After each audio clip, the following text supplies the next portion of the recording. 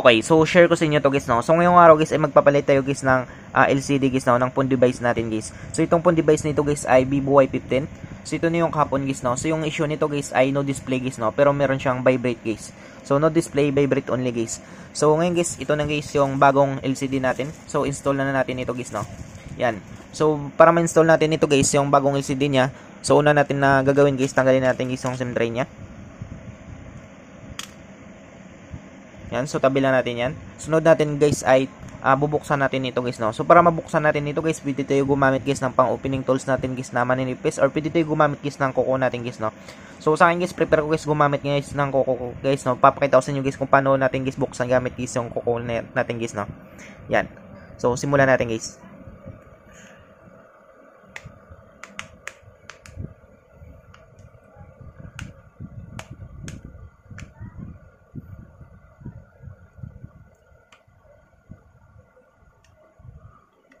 So, ayan siya guys, no. So, kung makita nyo guys, meron siya ditong lock. So, tanggalin lang natin guys yung bolts nito para matanggal natin guys yung lock niya. Yan. Sunod natin guys, tanggalin natin nito guys yung lock nito. Yan. Tapos tanggalin natin guys yung FPC connector nito guys. Or yung flexible printed circuit nito guys, dito guys sa terminal niya. Yan. So, ipunin natin guys yung mga pisa niya guys, no.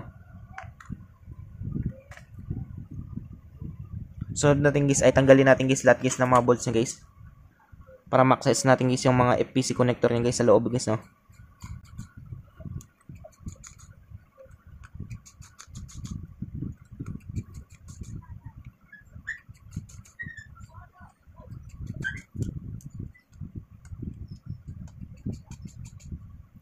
So, ayan siya guys, no. So, natanggal natin guys lahat guys ng mga bolts niya. So, tanggalin natin guys yung cover nito guys, no. Yan. So, ito na guys yung loob niya guys. Tapos, sunod natin dito guys ay tanggalin natin guys yung battery niya guys, no. So, battery una natin tanggalin dito guys. Battery connector nito guys, or yung FPC connector nito. Yan.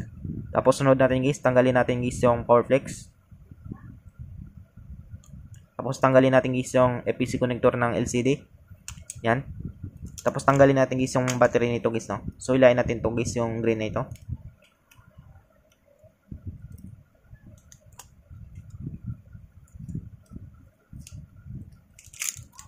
Yan. So natanggal na siya guys, no. Sunod natin dito guys ay tatanggalin natin ito guys yung damage guys na LCD na ito guys, no. Ito guys yung walang display guys. So ilayin natin ito guys yung plastic na ito.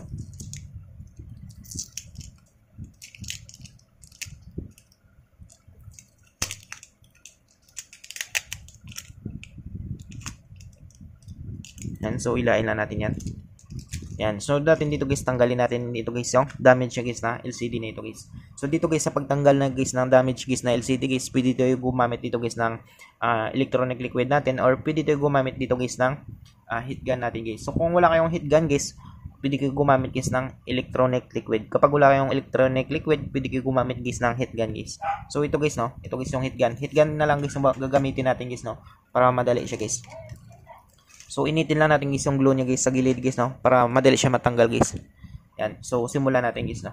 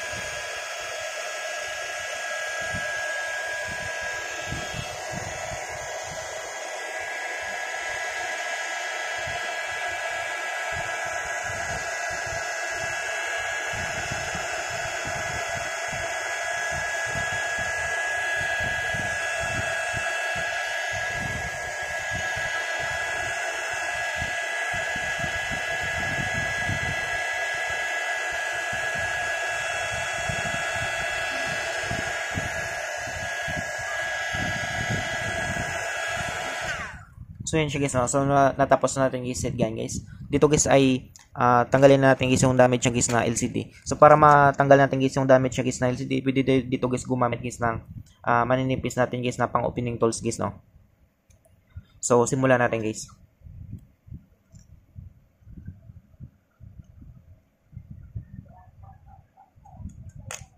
So madali na lang ito siya guys, no. Malambot na lang siya guys kasi malambot ang guys yung glue niya guys, no.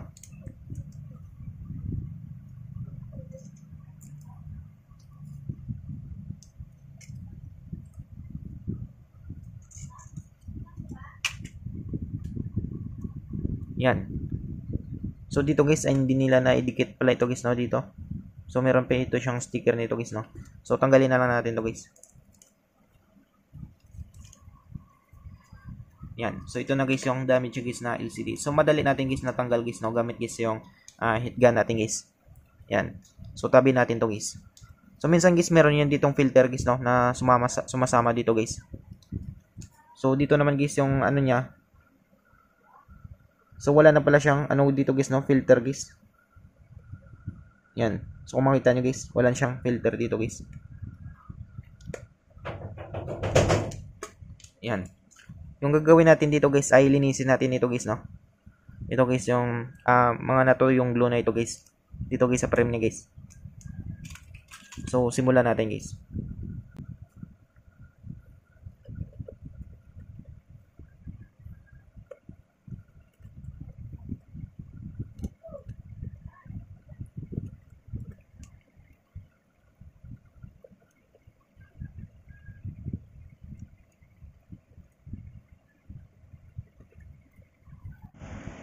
So yun siya guys, no. So maglalagay na lang tayo dito guys ng panibagong glue natin guys. Yan.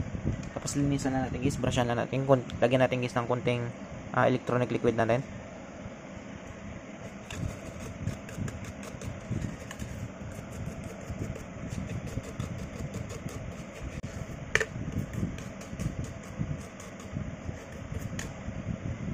Yan.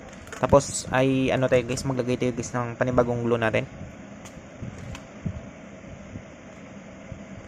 So dito guys sa paglagay guys ng glue natin dito guys sa frame niya. So dapat tamang-tama lang guys, no, para mag-fix guys yung LCD dito guys sa frame niya guys. Yan. So simula tayo dito guys, no.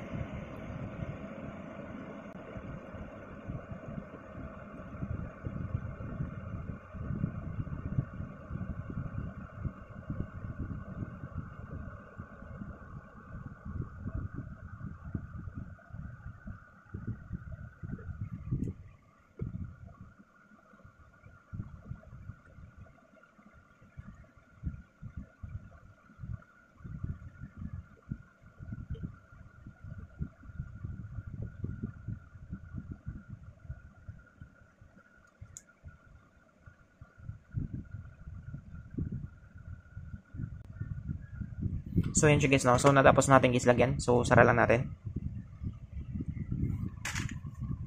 So sunod natin dito guys, pwede na natin siya guys install guys yung bagong LCD niya guys, no.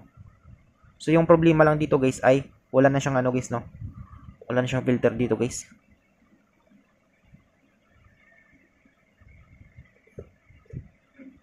Yan, so linisin lang natin guys. So hindi binalik dito guys yung filter nito guys, no. Wala na rin dito guys yung filter nito. Yan, so hindi binalik guys nung unang nag-repair siguro nito guys. Yan, sunod natin guys, lagay natin guys yung bagong LCD niya. So tanggalin natin to guys, no. Ito guys yung plastic na ito.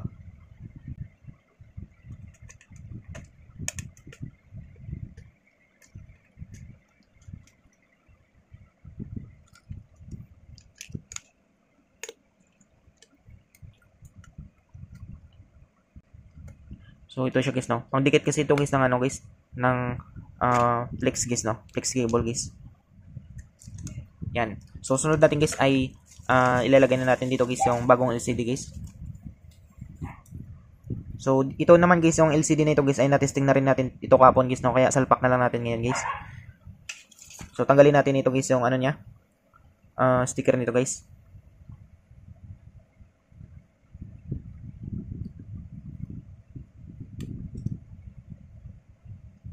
Yan. Tapos dikit na lang natin ito guys, no.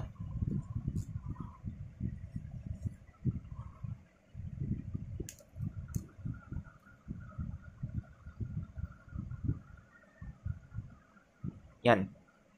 Tapos tanggalin rin natin ito guys yung sticker nito.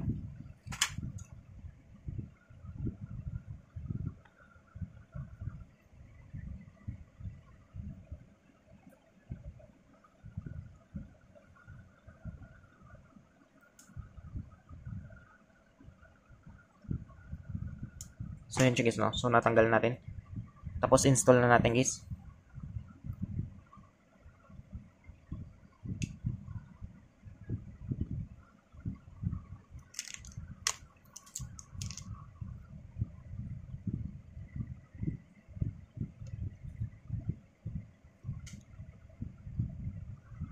So check niyo minsan guys, no? Minsan kasi meron siyang plastic dito guys sa camera niya. So sa akin guys wala naman guys, no? Yan. So install natin guys.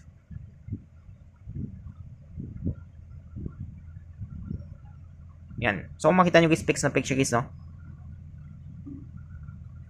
Yan. So parang stock lang siya guys.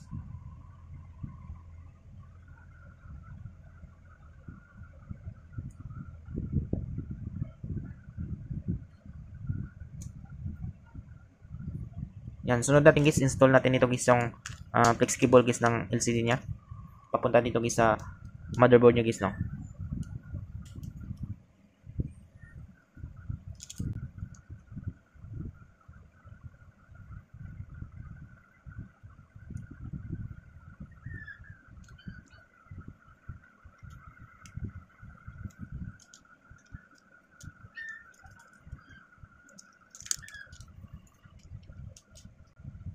So ayun siya guys, no?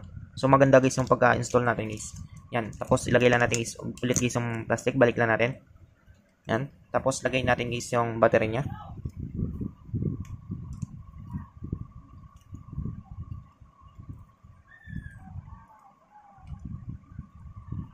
Tapos balik natin guys yung power flex niya guys, no? Tapos balik natin guys yung FPC connector ng battery niya guys. Yan. Tapos lagyan natin guys ng cover niya guys, no? Cover guys ng motherboard. Yan. Tapos lagyan natin guys ng mga bolts guys, no? Balik natin guys yung mga bolts niya.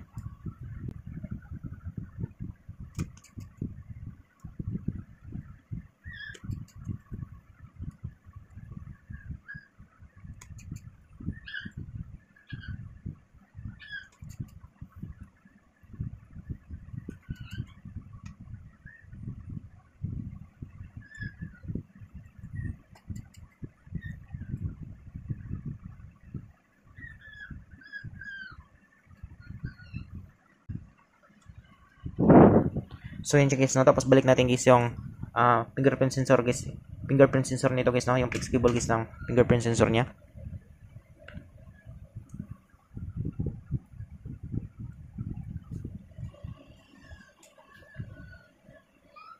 Yan, tapos balik lang natin guys yung lock niya guys.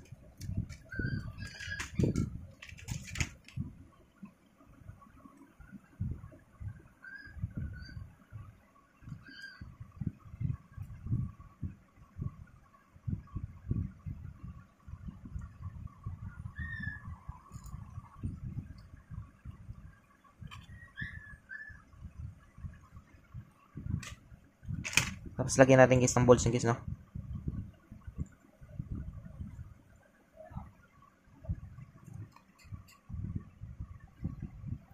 Yan. Tapos balik na natin guys yung ano niya. Yung back cover niya guys.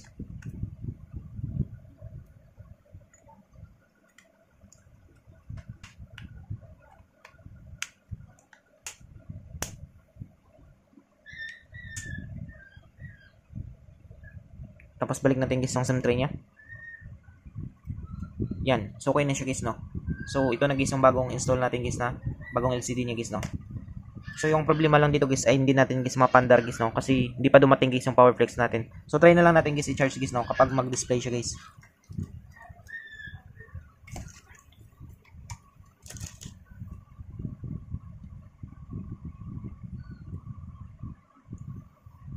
So try natin kapag mag-display siya guys. Yan. So kung makita nyo guys nag-display siya guys, big 7 guys ay successful guys yung pag-install natin guys ng bagong LCD niya guys, no? Yan. So bunutin lang natin guys kasi lalagyan natin siya guys ng tape guys, no? So sa inyo guys, no, lagyan na lang niyo guys ng scotch tape ito guys. Paikot yan dito. para pang-suportahan niya guys, no, para mag-fix siya guys dito guys sa frame niya at sa kanyang LCD guys, no. Yan, so ganun lang kadali guys, no, kung paano natin guys palitan guys yung nasira natin guys na LCD ng phone device natin guys. Yan, so I hope guys na makatulong sa inyo itong video tutorial natin guys. Sa mga bago pa lang sa ating channel guys, no, huwag natin guys kalimutan guys i-click guys yung subscribe at yung notification bell button para ma-update ko kayo guys sa susunod natin guys na video tutorial. Thank you guys and God bless sa lahat.